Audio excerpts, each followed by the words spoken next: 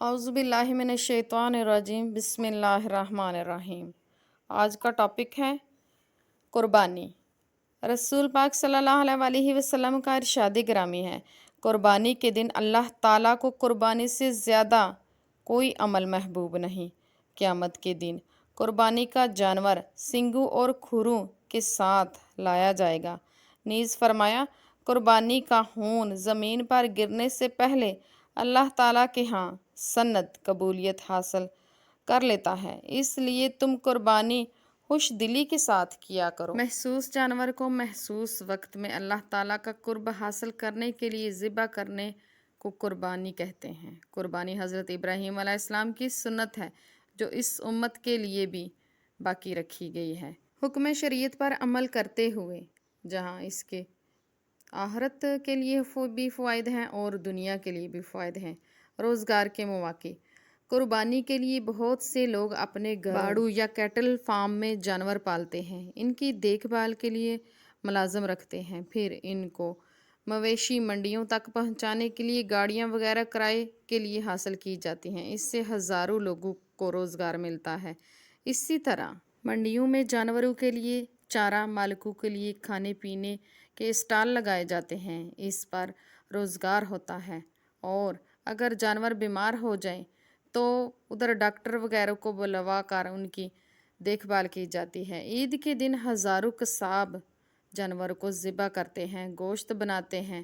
الغرض کے مویشی منڈیوں کے لیے جانور پالنے سے قربانی کرنے تک بے شمار روزگار کے مواقع میسر آتے ہیں۔ جانور کو لے جانے والی گاڑیاں مختلف مقامات پر ٹول ٹیکس ادا کرتی ہیں، پھر مویشی منڈیاں میں جگہ کے لیے کرائے وغیرہ بھی لیے جاتے ہیں جہاں پر وہ جانوروں کو باندھتے ہیں، جس سے ملکی خزانے میں کافی فائدہ ہوتا ہے۔ ملکی معیشت کو کس طرح فائدہ ہوتا ہے؟ قربانی کی کھالوں سے مختلف قسم کی چیزیں بنائی جاتی ہیں اور انہیں دوسرے ممالک میں ایکسپورٹ بھی کیا جاتا ہے، جس سے ملک کو قیمتی زر مبادلہ حاصل ہوتا ہے۔ الغرض کے جانوروں کے پیدا ہونے سے قربانی ہونے تک قربانی کی سنت کی برکت سے لاکھوں لاکھ افراد کے روزگار کے مواقع پیدا ہوتے ہیں اور ملکی معیشت کو بھی بے پناہ فائدہ ہوتا ہے۔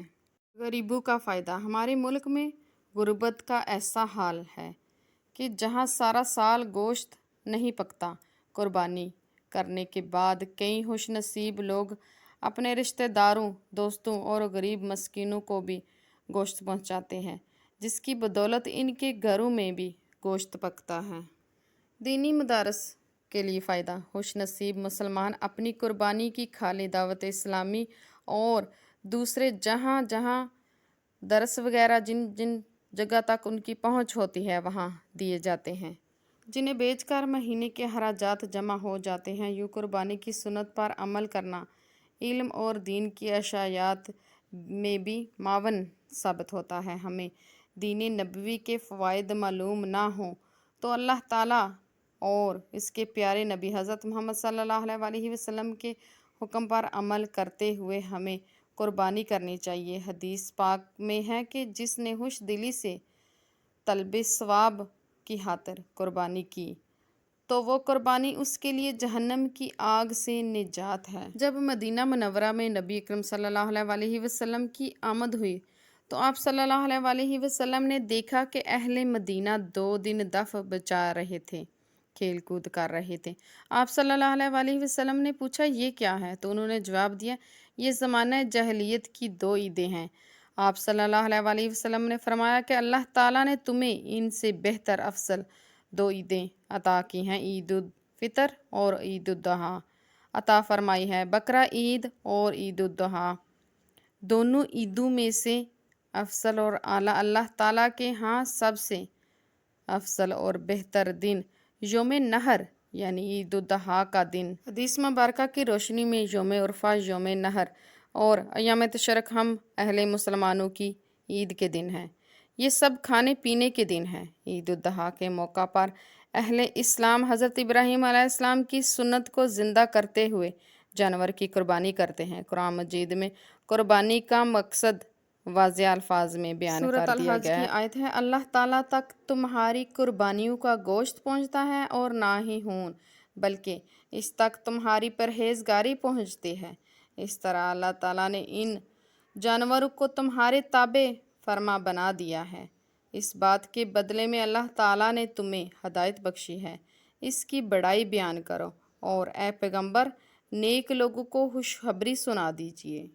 اس آیت میں صاف صاف بیان کر دیا گیا ہے کہ قربانی کا مقصد کیا ہونا چاہیے۔ ایک مسلمان کو قربانی کس نیت سے کرنی چاہیے؟ اللہ تعالیٰ کو قربانی کا گوشت یا خون نہیں پہنچتا، بلکہ جتنے اخلاص اور اللہ تعالیٰ سے محبت کے ساتھ قربانی کی جاتی ہے اتنا ہی ثواب اللہ تعالیٰ عطا فرماتے ہیں۔ عشرہ ذی الحجہ کے فضائل۔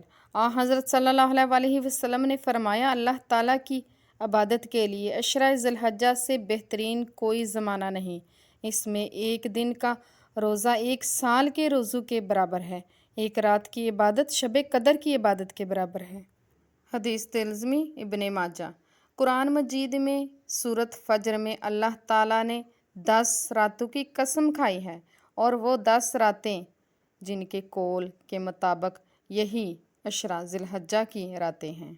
خصوصاً 9 ذی الحجہ کا روزہ رکھنا اور 1 سال کے گزشتہ گناہ کو مٹا دیتا ہے اور 1 سال کے آئندہ گناہوں کو مٹا دیتا ہے۔ عید کی رات میں بیدار ہو کر عبادت میں مشغول رہنا بڑی فضیلت اور ثواب کا کام ہے۔ نماز عید پڑھنے کے بعد خطبہ سننا مسنون ہے۔ خطبہ سننے کا اہتمام کرنا چاہیے، خطبے سے پہلے اٹھنا درست نہیں ہے۔ قربانی واجب ہے۔ قربانی حضور نبی اکرم صلی اللہ علیہ وسلم کے ہجرت کے ہر سال قربانی فرمائی، کسی سال ترک نہیں کی۔ جس عمل کو حضور نے لگاتار کیا ہو، کسی سال بھی نہ چھوڑا ہو، اس عمل کے واجب ہونے کی دلیل کئی جگہوں پر ملتی ہے۔ اس کے علاوہ آپ نے قربانی نہ کرنے والوں پر وعید ارشاد فرمائی۔ حدیث پاک میں بہت سی وعیدیں ملتی ہیں، مثلاً آپ کا یہ ارشاد ہے کہ جو قربانی نہ کرے وہ ہماری عیدگاہ میں نہ آئے۔ اس کے علاوہ خود قرآن پاک میں بھی آیات سے بھی قربانی کا وجود ثابت ہے۔